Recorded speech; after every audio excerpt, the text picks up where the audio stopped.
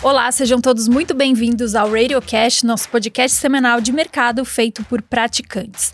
O meu nome é Ana Luísa Westphalen, eu tenho aqui comigo o Felipe Miranda, estrategista-chefe e fundador da Empíricos, o CIO da Vitro, Jojo Waxman, e no episódio de hoje a gente tem a honra de receber o José Galó, presidente do Conselho de Administração da Lojas Renner e grande referência quando a gente fala em varejo brasileiro. Galó, muito obrigada por ter topado essa conversa.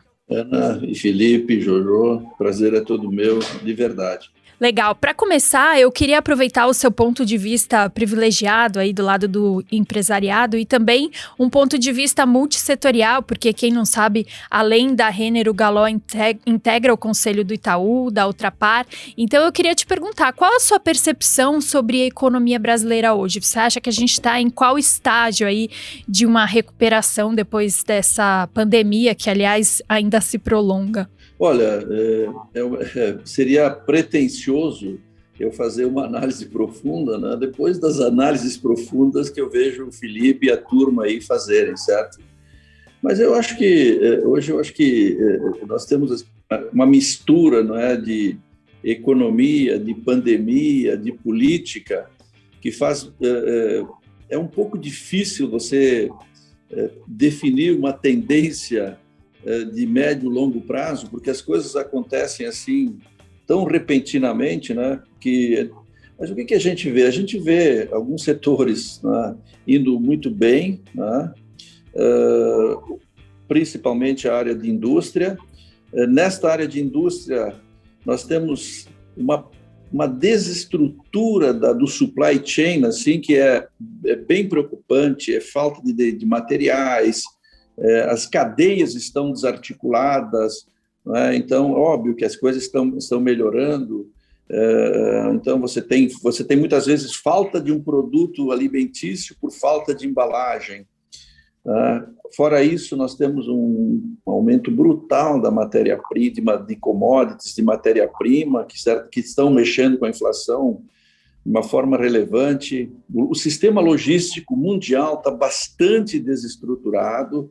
Só para vocês terem uma ideia, um container na Renner, o custo de um container China-Brasil era $800, gente. Hoje é $8.000. Por quê? Porque os containers estão muitos containers estão onde não deveriam estar, né? Então, foram para lá, só que não voltam.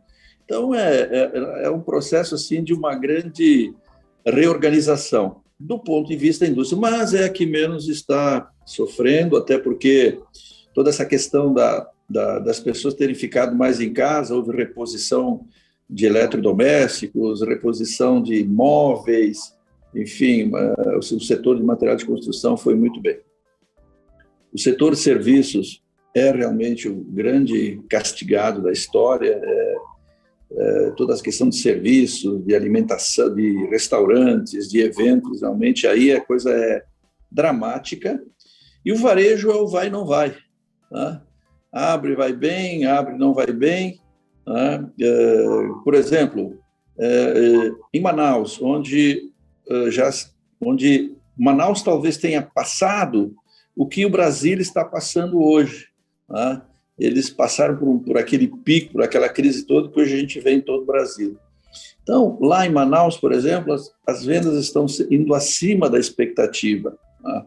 Eu até digo o seguinte, assim, numa futurologia, né, eu diria que assim que as coisas se estabilizarem, nós vamos ter um momento muito bom para o varejo, né? Porque assim como a gente acompanha as curvas, do comportamento das curvas da pandemia, estamos acompanhando o percentual de vacinação, a gente já começa a acompanhar o que está acontecendo em países onde você tem a vacinação mais avançada, como os Estados Unidos. Hoje, na Flórida, onde já tem 25% de pessoas vacinadas, fora as imunizadas já, havia uma situação de euforia. Lá hoje as pessoas estão comprando muito, os restaurantes não têm vagas, que de uma certa forma é uma amostra para a nossa estabilidade. O grande desafio, também não estou contando nenhuma novidade para vocês aqui, é que nós estamos bastante atrasados, desestruturados, um planejamento horroroso,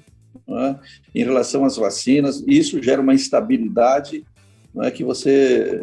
Eu antevejo, tá, que as coisas podem complicar um pouquinho mais ainda a partir do momento que a população vai se conscientizar da gravidade da falta de planejamento das vacinas. Isso começa a acontecer agora quando começam a aparecer os comparativos. Puxa vida, mas Israel fez mais de 50%, Grã-Bretanha fez 40%, Estados Unidos já está em 22%, 25%, e nós em 5%. Então, eu tenho um certo receio aí nós começamos a falar do lado político, né? Como é que a coisa vai... Enfim, certamente nós vamos ter algumas alterações importantes aí a nível de política. E aí, talvez o que poderia ser algo animador para o setor privado seria, se um passe de inteligência e mágica, a gente conseguisse avançar nas reformas, porque as reformas seriam...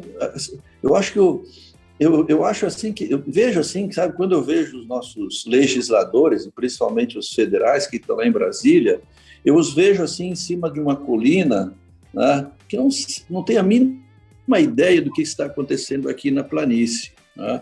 Estão lá legislando, definindo, muitas vezes, coisas que são absolutamente irrelevantes, e eles não se dão conta do clima que está aqui embaixo da colina e, principalmente, o quanto seria importante, não é, para criar um ânimo, entusiasmo, não é, num sofrido setor privado, que se aprovasse uma reforma administrativa, se aprovasse uma reforma tributária. Eu acho que isso assim seria uma esperança altamente necessária. Caló, obrigado por essa aula. No princípio, não imaginava nada diferente. Nós aqui somos grandes admiradores e fãs do seu trabalho, da sua competência, do seu brilhantismo intelectual. Acho que todo o mercado financeiro, aliás, assim, né, a Ana falou muito bem, né, que você é uma referência no varejo do Brasil, mas você é muito mais do que isso, né? Você é um grande pensador e tem posições privilegiadas também em outros setores, aí na sua posição de conselheiro. Mas queria voltar para essa questão do varejo. Você falou muito bem do cenário macro. Acho que aqui duas questões que eu queria colocar para você.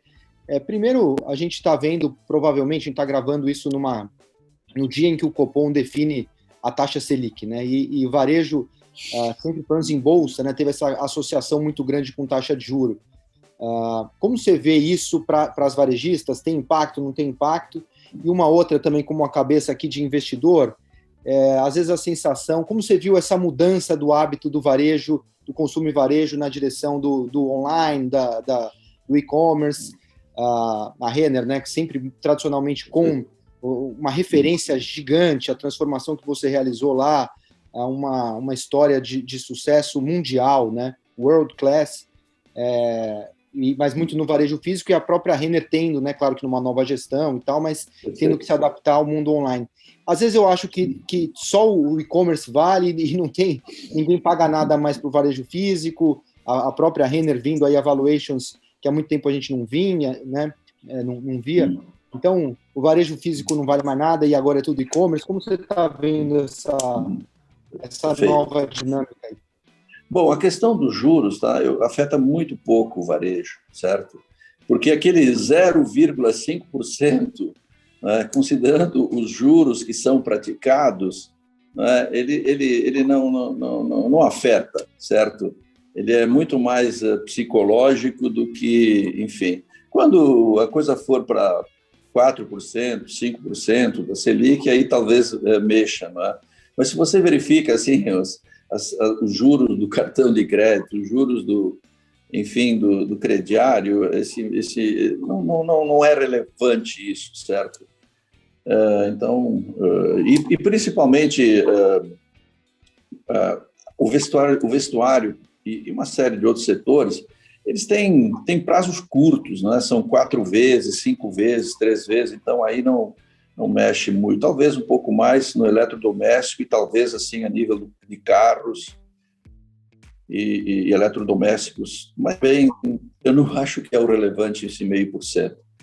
Bom, Felipe, posso falar sobre varejo, não especificamente sobre a Renner. Eu tenho uma combinação, né, com o Fábio, que é o nosso CEO, né, que ele que fala sobre a Renner, né? Mas assim, sobre o varejo, sem dúvida nenhuma, algo assim que era uma tendência se acelera significativamente, né? Alguma coisa que era 2 ou 3%, queria chegar a 5%, chega a 7, 8, 9 ou 10%. Quando se fazem análises assim, de quanto o varejo cresce, o varejo online, é sempre importante olhar as categorias, né? Porque tem algumas categorias que foram mais favorecidas, que são mais favorecidas, outras não.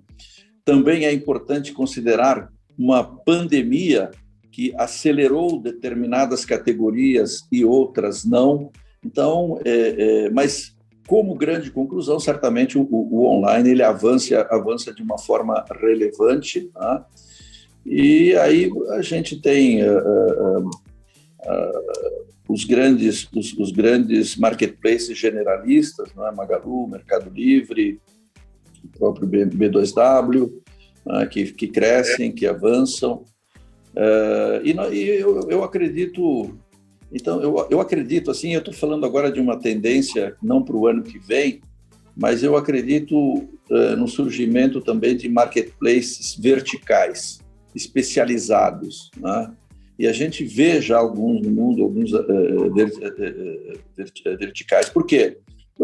Basicamente, ninguém consegue agradar a todos, né? Você tem classes sociais, você tem hábitos, você tem expectativas, né? Então, por exemplo, um marketplace vertical especializado, ele pode ser especializado em produtos, ele pode ser especializado em conteúdo, ele pode agregar serviços especializados relativos àquela sua especialização, né? Ele pode agregar serviços, alianças específicas. Isso um marketplace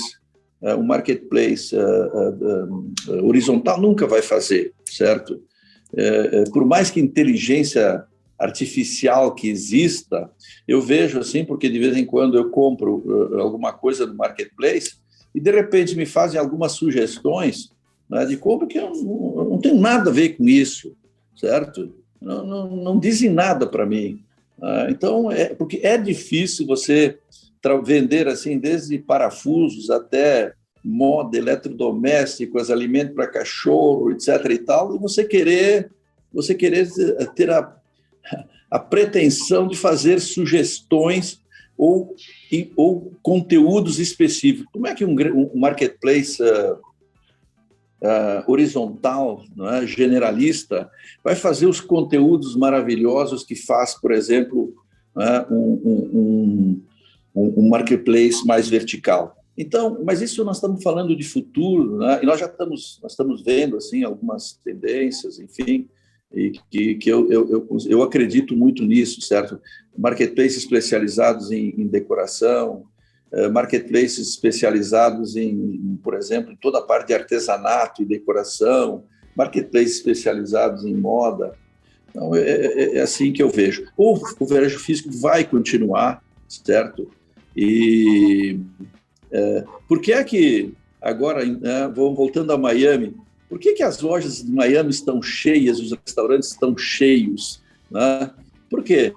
Porque você tem o varejo físico, ele tem a socialização, ele tem a emoção, ele tem o passar do tempo, né? Eu sempre, quando estava lá na Renner, eu dizia, a gente não vende roupas, a gente vende emoções. Ninguém vai lá para comprar um tecido, vai dizer assim, estou comprando esse tecido, que é um tecido durável, ou esta camisa aqui vai aguentar 1000 abotoa e desabotoa, ou vai suportar 200 lavagens. Não é uma coisa racional. Quando eu estou comprando uma camisa, onde é que eu vou usar essa camisa? Como é que eu vou me sentir com ela?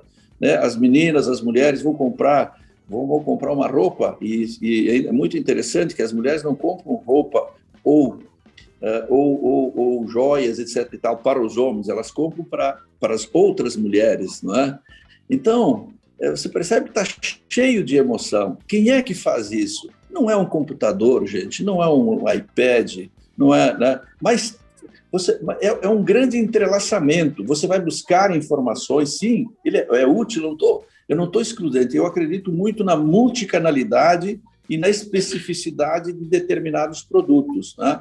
Então, especificamente para determinados produtos, como é o caso da moda e tudo mais, sem dúvida nenhuma, o entretenimento, a socialização, ela vai continuar. Agora, tem que se criar experiências encantadoras nas lojas. Aliás, o grande desafio é este, né? É você criar uma experiência encantadora na loja, no online e no offline. E aí, gente, eu não acredito que um marketplace horizontal crie experiências super encantadoras. Não estou dizendo que eles não sejam bons, que eles não vão existir. Eles têm uma série de qualidades para uma série de produtos, muito mais assim, produtos racionais. Eles vão ser muito eficientes, não estou os excluindo, como que estão fazendo um bom negócio e têm o seu lugar, mas a loja física e essa especialização, eu acho que eu continuo acreditando muito nisso. Já vou passar a bola para o Jojo, mas você falou duas coisas maravilhosas aqui. Eu queria pegar o gancho, que me veio à cabeça. Nem sei se eu posso chamar isso de direito de um marketplace, mas em alguma medida, quando você falou do marketplace vertical, me veio a Enjoei, né, na cabeça. Você tem alguma opinião particular sobre Enjoei, outras iniciativas de disrupção nesse mercado de varejo de moda? E outra coisa, acho que todos nós, né, em alguma instância, até como consumidores, né, eu mesmo valorizo muito a experiência do varejo físico, mas como investidor fica aquela ideia, né, quando, né? A gente fica, quando que volta a ideia do físico, que claro tem a ver com vacinação, mas eu imagino que o seu acesso à informação também é muito rico e talvez você possa nos trazer alguma luz aí sobre quando que dá essa virada. Essa é a pergunta de $1 bilhão aqui no Brasil, tá? Porque quando chegar a 30%, 40% da vacinação, vai voltar. Quando chegaremos a 30%, 40%, eu não tenho a mínima ideia, e eu não sei se alguém tem essa ideia, mas talvez, tá? Começando talvez no último trimestre, começando no terceiro trimestre e avançando em direção ao mas vai depender muito dessa curva, certo? E da vacina, né? É difícil responder essa pergunta, mas eu acho que a coisa por aí não é infinito o nosso sofrimento, não. Por aí vai. Começa no segundo, no terceiro tri e no quarto tri já tem uma certa melhoria nisso, tá? E assim porque, olha, o varejo, o grande problema são as famosas aglomerações. Um shopping está aparelhado para protocolos de forma fantástica. As lojas estão aparelhadas com protocolo. O problema são as aglomerações, os centros da cidade são um perigo, são um problema, e, no fundo, nós estamos falando da velha e boa educação da consciência do cidadão, que não existe. O que existe, muito pouco, né? Essa é a luta, né? Porque o que a gente viu, né? E, aliás, nós damos o que nós vimos e os reflexos. Então, enfim, o varejo está preparado para operar bem, para operar com segurança, certo? Precisa voltar a confiança que virá com a questão da vacinação e o recrudescimento dessa curva. Galo, eu queria fazer... Você comentou que você não... Dizer, fala de varejo, mas não fala de Renner, mas eu queria talvez voltar na tua experiência 30 anos atrás, quando você começou a trajetória da Renner, que era uma cadeia com poucas lojas, quer dizer, e tentar fazer um paralelo que é o seguinte, você falou, o varejo vai sobreviver, né? A pandemia talvez tenha sido muito mais severa no setor de serviços, mas como é que você vê, assim, tipo, o desafio do pequeno empresário, que hoje, quer dizer, como se fosse você há 30 anos atrás, enfrentou outras crises, né? O Brasil é cheio delas, mas, quer dizer, como é que você vê o desafio desse pequeno empresário que está aí, talvez, enforcado, né? Nesse abre e fecha, nessa disrupção toda de processo, quer dizer, onde é que ele se segura, né? Teve auxílio do governo, mas o auxílio do governo parece estar mais Quer dizer, ele é mais entupido aqui do que em outros países, os canais? Como é que... Eu queria um pouco dessa visão de quem está começando a empreender, né? E encontra essa parede na frente. Olha, realmente é uma situação bastante difícil, certo? Certamente, talvez a solução dele seria ir em direção ao online, ao varejo, enfim, ao e-commerce, tá? Ele poderia fazer isso, ele pode fazer isso através dos grandes marketplaces. Por que não? Mas existem hoje, né? Por que não fazer um marketplace numa cidade? Por que não fazer um marketplace num estado, não é, com os pequenos e os médios varejistas? Hoje existem startups que nós estamos aqui tentando achar uma solução num brainstorm, certo? Mas hoje você tem startups, tá, que colocam pequenos varejistas no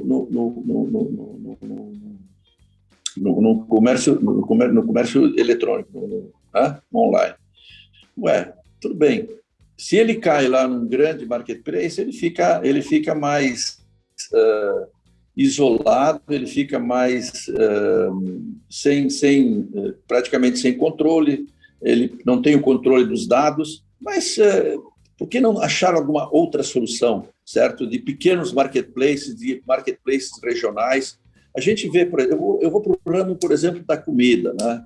Todo mundo falando do Rappi, do iFood, mas estão surgindo aí no Brasil uma série de mini, né, aliás, a Magazine Luiza comprou o André Street lá da Stone também, eles também compraram outro. Estão surgindo Ubers, estão surgindo deliveries, né, regionais que podem ser a solução. Né, eles estão mais próximos, eles poderiam eventualmente ter take rates menores, eles teriam a simpatia, eles poderiam encantar, eles teriam mais proximidade, da comunidade, poderia fazer um trabalho mais pessoal, mais encantador. Então, enfim, e assim, no fundo, certo, a crise, infelizmente, ela é uma grande selecionadora. Você vai ter gente que vai sobreviver, você vai ter gente que vai ficar pelo caminho. Agora, esses que ficaram pelo caminho, eles não ficaram pelo caminho só em função da crise. Eles ficaram em caminho porque eles não estavam tendo diferenciais competitivos em relação à concorrência, certo? E uma coisa também que eu observo, porque transitando aqui exatamente pela planície, né, e principalmente próximo de startups, e vejam, o número de pequenas empresas que está se abrindo no Brasil é muito grande. Isso está passando meio desapercebido. São empreendedores, são pessoas que estão surgindo, que estão criando algumas coisas novas. Eu acho que assim, se nós tivermos uma normalização da economia, que um dia vai acontecer, você tem assim várias pequenas sementes que estão florescendo com coisas novas, com coisas diferentes, com propostas diferenciadas. E digo mais, esses surgimentos novos, tá? Eles terão um valor muito grande, porque eles nasceram num teste brutal de sobrevivência. Eles foram obrigados a fazer coisas diferentes, né? Eles nasceram com poucos recursos. Quem nasce com poucos recursos é obrigado a acertar o produto, é obrigado a senão ele morre. Então, a minha esperança está muito nisso, certo? Que, dado uma normalização, nós vamos ver todas essas startups, todas essas ideias diferenciadas, esses microempreendedores crescendo, que pode ser uma coisa boa para o Brasil, né? Galó, você comentou aí que está sempre ligado nessas tendências em startups. Eu fiquei curiosa para saber quais são suas novas investidas e se você pudesse ser um pouco mais específico no que está te chamando a atenção, né, entre essas startups que você está vendo, essas novas tendências. O mais bacana de tudo é o seguinte, né, gente? A participação das startups está me dando uma alegria muito grande. Minha maior alegria não é investimento propriamente dito, mas a possibilidade de ajudar, né? De contribuir. E é muito bom, sabe? O pessoal que está ávido por ideias recebe, e eu brinco assim, que esse pessoal ouve mais você, põe em execução mais rápido e ainda dá retorno. É melhor que executivo de empresa, certo? Então, a gente tem, assim, desde Cariúma, que faz uns tênis extremamente diferenciados em Singapura. Nós temos a Waldencast, que é um fundo criado, inclusive, pela Dynamo, que a gente também está lá, que ele faz investimento em empresas de saúde, de beleza, de alta tecnologia, alta inovação. Inclusive, agora o SPAC, que a Waldencast fez com a Dynamo, né, eles agora estão fazendo já para uma coisa maior. A gente está na Shopper, que é uma empresa aí que está em São Paulo, né, que é uma espécie de um supermercado e de uma entrega assim, que diz, olha, nós fazemos aquilo que você não gosta de fazer, que é carregar, etc. e tal. E eles assim nasceram com o encantamento do cliente. Cariúma também. A gente tem a Mimic, que é uma Kitchen as a Service, né? A gente está lá também na Doutor Consulta, também lá tem muita gente boa, estão acontecendo muitas coisas boas, é uma empresa que está crescendo bem. A gente está num provedor de internet aqui no interior do Rio Grande do Sul. A gente está na Gal, que é uma empresa que essa foi bastante atingida, é uma empreendedora brilhante, muito jovem, Carol, de 24, 25 anos, mas ela faz gestão de cabeleireiros. Essa foi realmente bastante atingida, né, pela crise. A gente tem o Orf, que é uma empresa que faz pesquisa de mercado por inteligência artificial. Nós temos a Facili, que é um Pinduoduo do Brasil. O Pinduoduo é um e-commerce, não é, da China. A gente fica sempre falando de JD, do Tmall, do Alibaba e tal. Pinduoduo é um e-commerce que nasceu em 2015, e hoje está com 600 milhões de clientes, certo? Porque eu acho assim, eu acho fascinante, porque se alguém olha lá para a China, você não tem mais espaço para nada aqui, tem o Tmall, tem o Alibaba, tem não sei o que, bom, aí de repente surge alguém que cria uma proposta diferenciada, certo? E abre simplesmente o mercado. Não sei, que agora eles estão imitando o Pinduoduo. Facili pretende ser isso no Brasil. Nós temos a Motu, que é uma empresa de aluguel de motos, que também está crescendo. Agora, todas essas empresas, assim, a gente sempre normalmente participa no Early Stage tal, e na Série A e tal, mas aí, na medida que elas vão crescendo, começam a chegar os grandalhões, certo? Os grandes fundos. Então, várias delas estão começando, o pessoal está começando a descobrir. Temos a Tribe, que são escolas, é uma escola que desenvolve desenvolvedores, que é uma carência brutal no Brasil. Existem, mais ou menos, a nossa necessidade é 500 mil desenvolvedores, nós formamos 50 mil, eles formam 8 meses, mais ou menos, né? E a pessoa só começa a pagar depois que se formou e conseguiu um emprego, pratica o encantamento do cliente, e tem mais algumas outras e tudo mais, tá? Então, é bem vasto, bem variado, que te exige uma flexibilidade mental, mas a nossa contribuição não é tanto no negócio em si, mas é cultura, princípios, valores, encantamento do cliente, potencial. Você está olhando, você está achando que o seu potencial o seu potencial é só através de aquisições, só que você já fez uma série de capex onde você está. Então, meu amigo, quanto é que você pode fazer onde você está? Pode dobrar o seu tamanho. Então, vamos fazer o seguinte, com menos capex, dobra aqui e avança nas duas coisas e rentabiliza o negócio. Uma outra, olha, você está praticando um preço, você está muito voltado para a rentabilidade, né? Não é real esse preço, todo mundo quer resultado. Agora, acerte isso. Aí ele acerta o preço, em 2 meses dobra o negócio dele.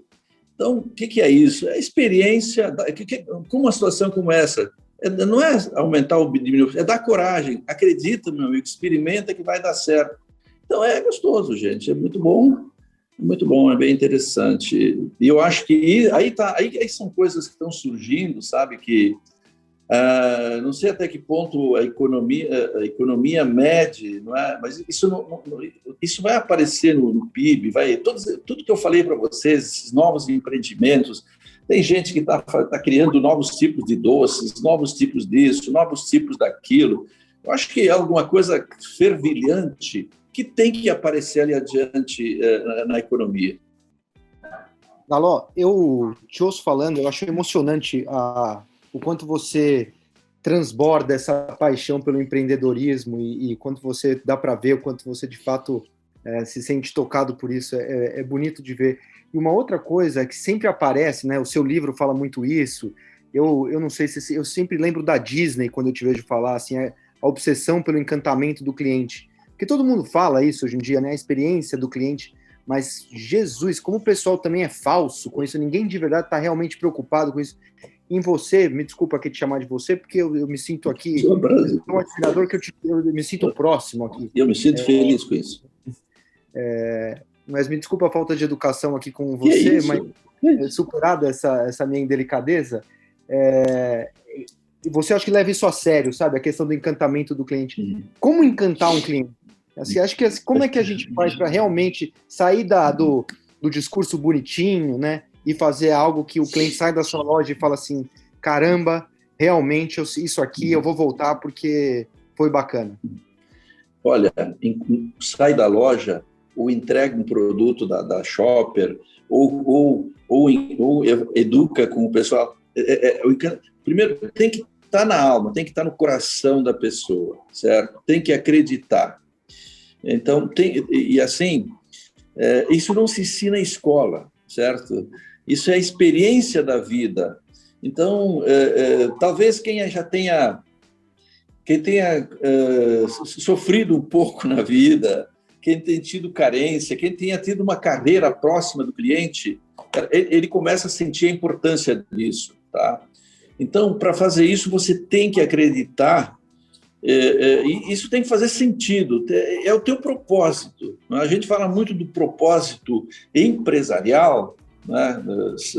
Tem o propósito pessoal. Eu costumo dizer o seguinte, eu tenho um chip na minha cabeça que eu implantei anos atrás, eu não faço nada sem perguntar o que o cliente vai pensar disso. Isso vai encantar o cliente? O cliente está disposto a pagar por isto que nós vamos fazer, esse produto? Né?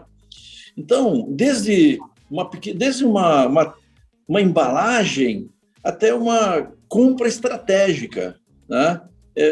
A coisa transita, assim, você tem que estar isso sempre na tua vida, tá? O executivo não pensa que só pensa em estratégia, aquele que só pensa em estratégia, certo?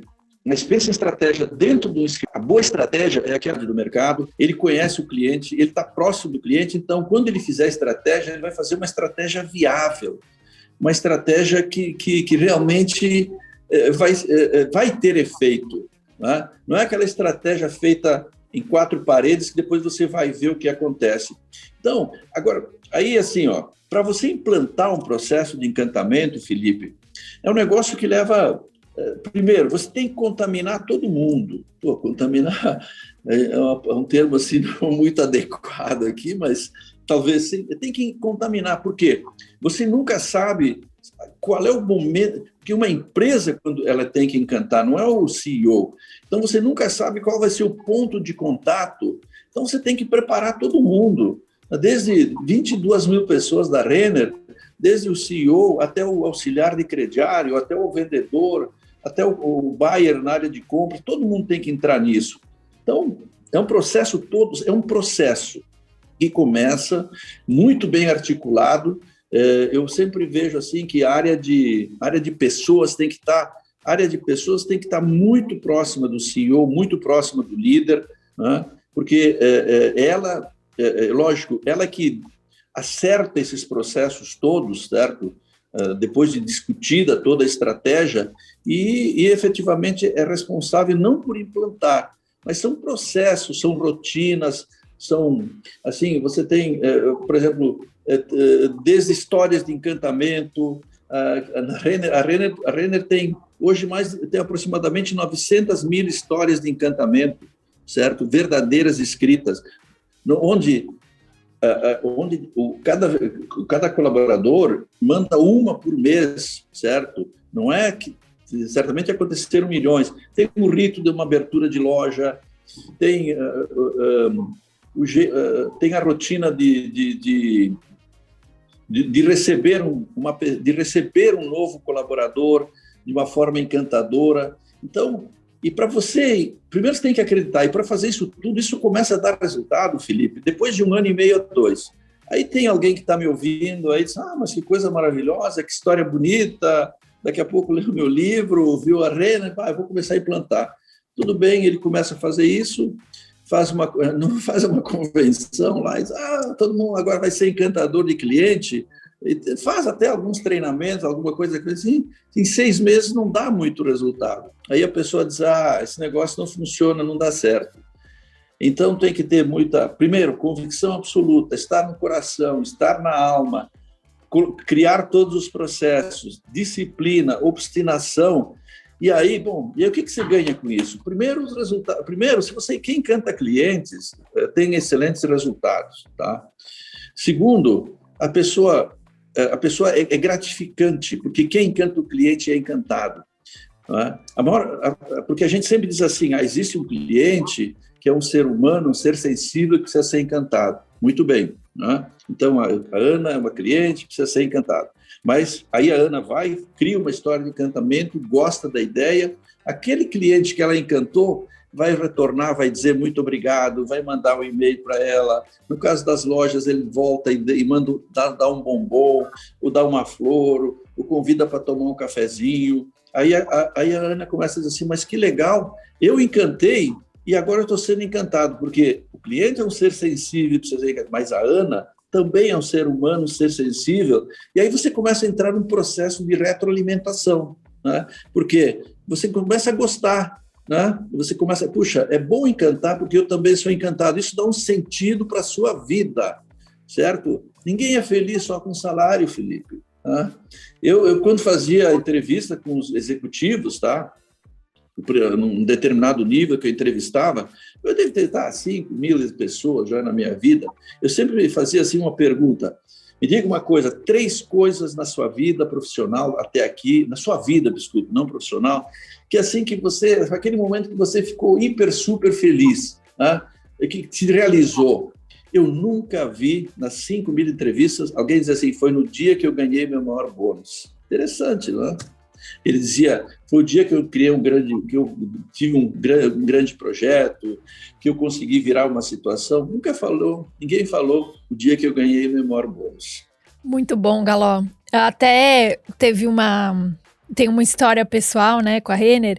Teve uma época que eu estava fazendo faculdade e trabalhando, fazendo vários bicos aí para conseguir pagar as contas, e eu trabalhava de garçonete num bar, e quando eu voltava, ele era lá na região da Turiaçu, então eu esperava o ônibus aonde tem o Shopping West Plaza, e tem uma vitrine enorme da Renner, né, de frente do ponto de ônibus.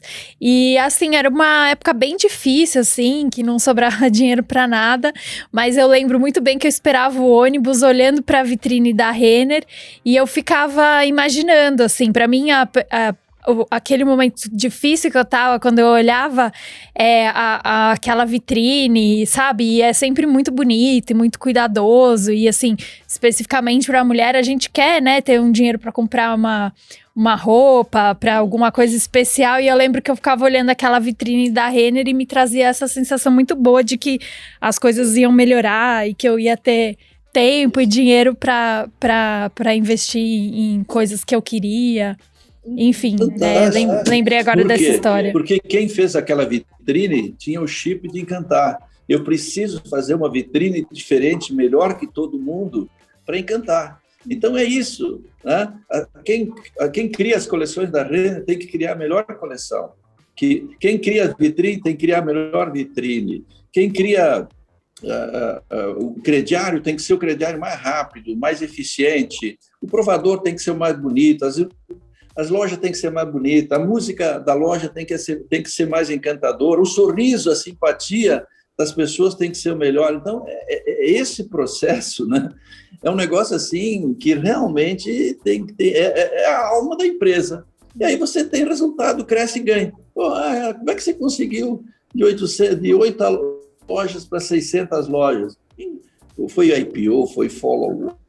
Não foi nada disso, não. Foi encantamento do cliente. Quem encanta cliente tem resultados muito bons, consegue dinheiro para crescer, consegue dinheiro para ter bons salários, para pagar bons bônus. Só que tem que acreditar nisso, tem que estar na alma da gente. Ô, Galó, como é que a gente leva esse chip para a turma de Brasília? Para ter o que você abriu a conversa, quer dizer, a boa surpresa, essa expectativa, a esperança que você tinha, quer dizer, como é que a gente faz a turma encantar os consumidores, população do país com as reformas e com... Eu acho que eles são seres humanos, certo? Talvez a gente esteja falhando em levar para eles a realidade. Eu durante muito tempo estive muito próximo, eu ainda sou do IDV, o Instituto de Desenvolvimento do Varejo, né? Hoje é o Marcelo Silva, passaram por lá Flávio Rocha, passou por lá Luiz Helena, que fez um trabalho espetacular, que deu um grande impulso a Luiz Helena, que está lá ainda, o Flávio Rocha, né? Eu menos também estou lá. E a gente, na época, pessoal, a gente decidiu o seguinte, olha, o IDV, ele não vai para Brasília para pedir, ele vai para sugerir. E nós conseguimos grandes coisas, porque o pessoal vai lá para Brasília, né, com uma carta, olha, a gente gostaria disso, a gente gostaria daquilo, a gente quer outra coisa, né? Agora, poucos vão para lá sugerir. Até que ponto, né? Até que ponto as pessoas vão claramente para lá para contar a realidade do Brasil, certo? Do que precisa ser feito. Eu acho que nós temos os políticos que são os maus políticos, realmente. Aí eles têm um chip de mau político, né? Enfim. Mas tem muita gente que é boa, só que eles estão lá. E até que ponto a gente vai lá contar para eles não só o que a gente precisa, mas a gente precisa disso para melhorar isto. Se você fizer isto aqui, se vocês aprovarem isto, né, o benefício será este aqui. Então, nós talvez tenhamos uma parte do benefício, mas você vai vender mais aqui, você vai proporcionar mais pessoas aqui, você vai ter mais qualidade. Pô, nós não aguentamos mais essa burocracia, impostos. Poxa, vamos reduzir a burocracia, vamos simplificar. Reduzir burocracia não custa nada. Só que lá você tem... o que acontece, né, gente, é que quando você faz uma inovação numa empresa, num processo de mudança, você tem os feudos e você tem a resistência, né? No setor público, multiplica isso por 10 ou por 100. O pessoal andou se encastelando lá, se autolegisla, etc. e tal. É difícil, mas alguém tem que ir lá para dizer, cara, vocês continuem assim, vocês não estão matando a galinha dos ovos de ouro, certo? Então, olhem bem, se preocupem com isso, certo? Mas se consegue muita coisa, eu acho que falha é justamente o ir lá não para pedir, mas para sugerir e para trabalhar ao redor. Que é, de uma certa forma, o que se tentou fazer, não é? Eu vejo assim um trabalho como um Salim Matar, por exemplo, uma pessoa fantástica, maravilhosa, juntou o Paulo Weber e uma série de outros. Tem pessoas que abriram mão de salários importantes, foram para lá, só que, infelizmente, a resistência, né? A resistência foi brutal. Se conseguiu alguma coisa, mas deixou-se muita coisa encaminhada. Por exemplo, essa reforma administrativa, ela está bem desenhada, tem muita coisa lá e não seria tão difícil, certo? Então tem que conseguir, tem que fazer passar, agora tem que ir lá, tem que explicar, tem que empurrar. Galó, eu sempre te vi assim, né? Mesmo na última conversa que a gente teve, você me transmite um otimismo, né? E eu noto nas pessoas um pouco de uma certa desesperança, né? Um país um pouco cansado, né? E uma certa essa polarização. Na semana passada, nós estamos aqui condenados de novo a viver com um extremo ou outro extremo, sem uma alternativa. esse país aqui, de algum modo, tem um jeito, você aí consegue ser otimista, e dentro dessa, na física também, como investidor, porque da última vez que a gente conversou, acho que você tinha boa parte da sua carteira em ações, você ainda está otimista como a parte investidora aqui do Galó? Sim. Olha, eu também tenho meus momentos de desesperança, certo? Todos nós temos momentos de desesperança. Eu tenho meus medos, todos nós temos medo, certo? Eu acho que o grande... E olha, não é fácil, sabe? Se você vê assim, sabe? Eu acho que a gente ainda está numa situação relativamente privilegiada. Aliás, só antes de responder a sua pergunta, eu acho que os líderes... não vai ser fácil você fazer a gestão das pessoas quando as coisas começarem a se recuperar. Tudo bem, a parte positiva vai ter energia, que as coisas vão começar a acontecer, é o que todo mundo quer.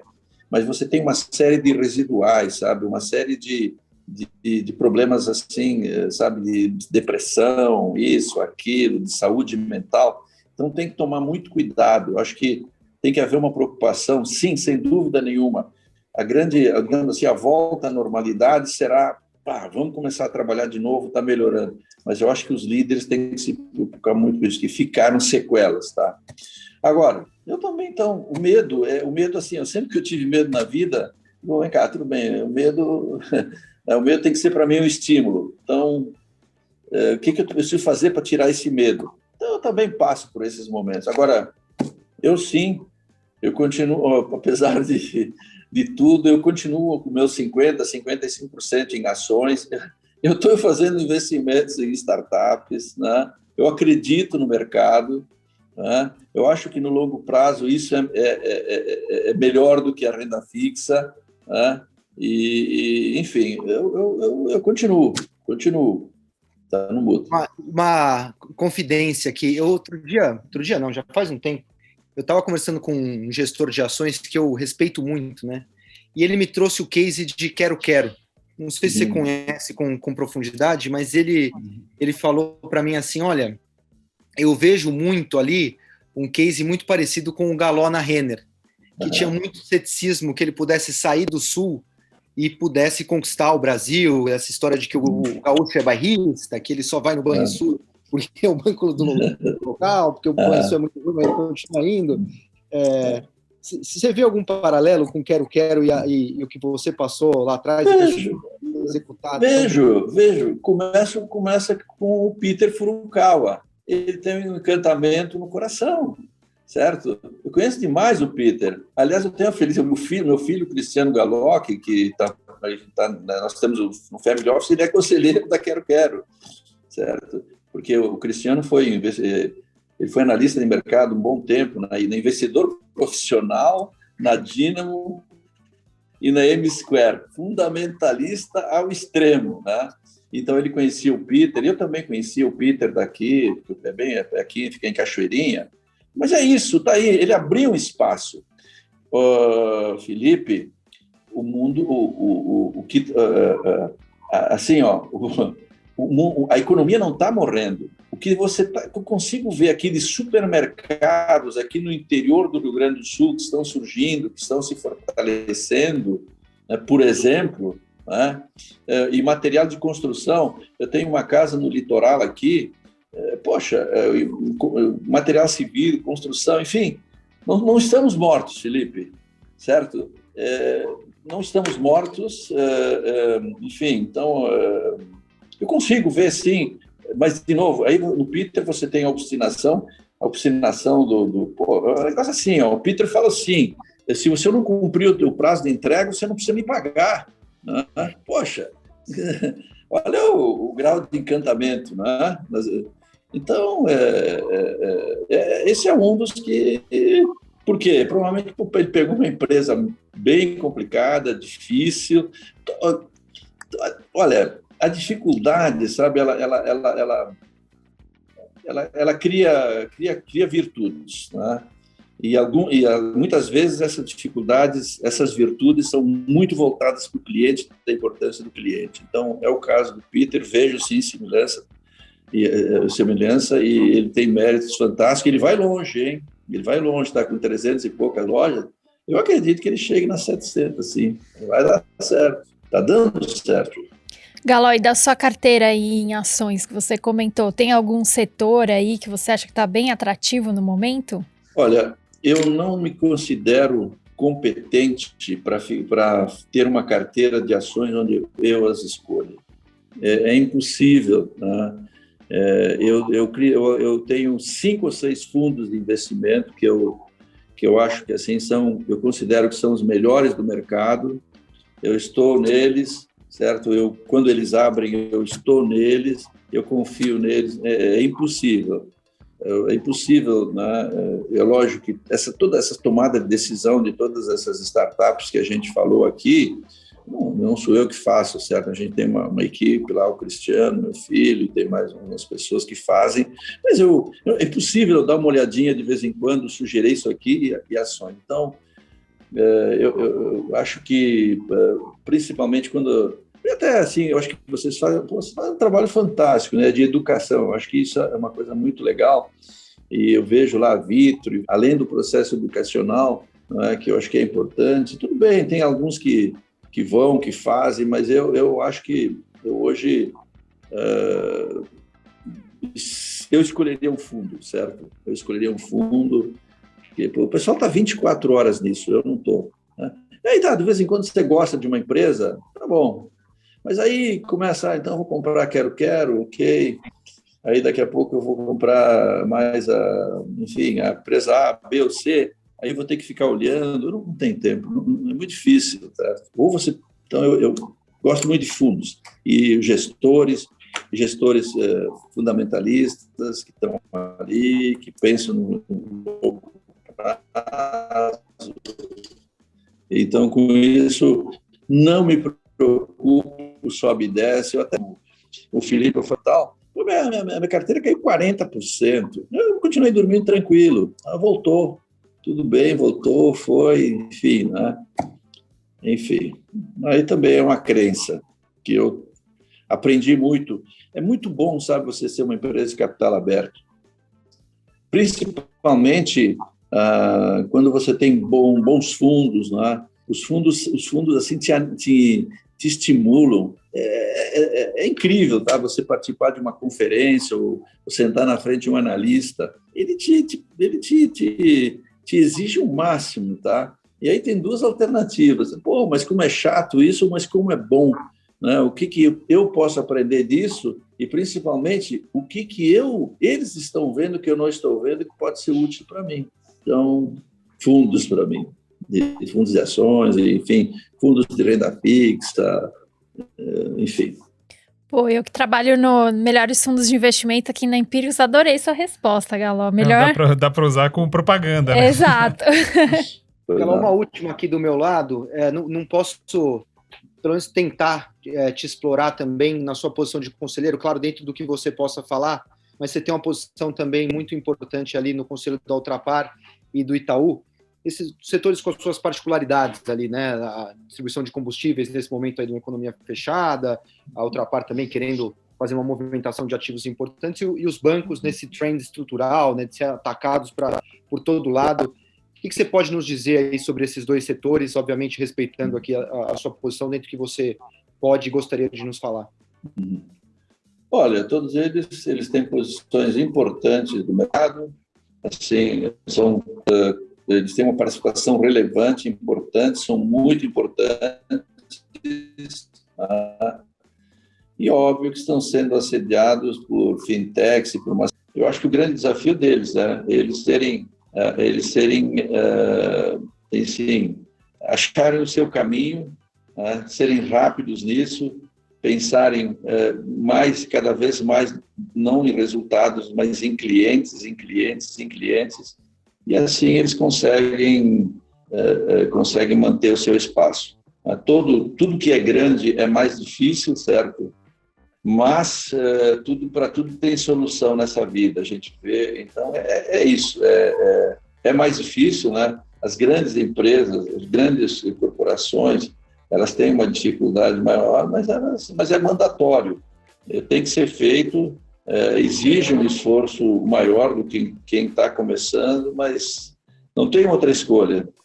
Tem que ser muito rápido e tem que pensar muito, colocar o cliente muito, porque eles estão sendo assediados aí pelos peixinhos menores que, por nascerem menores, eles têm uma consciência muito grande do cliente. Maravilha, Galó. Queria agradecer muito o seu tempo, adorei nosso papo aqui, esse brainstorm que a gente conseguiu fazer junto, também saber especificamente das tendências em que você está de olho, isso tudo é muito rico para a gente, também para quem está ouvindo, e como o Felipe mencionou, é muito emocionante ver a sua paixão pelo empreendedorismo, né? Ver que o seu olho brilha na hora de falar disso, de falar de novas tendências, principalmente, e também a humildade com que você transmite todo o seu conhecimento pra gente. Eu tenho certeza que quem tá nos ouvindo também adorou essa conversa, aprendeu muito, e não deixe de mandar perguntas no e-mail para radiocast@empiricus.com.br ou por WhatsApp no número 11 94146 0690. Também aproveita e se inscreve no feed do seu agregador de podcasts e manda também para os seus amigos. Muito obrigada e até a próxima. Tchau, tchau. Obrigado, até a próxima.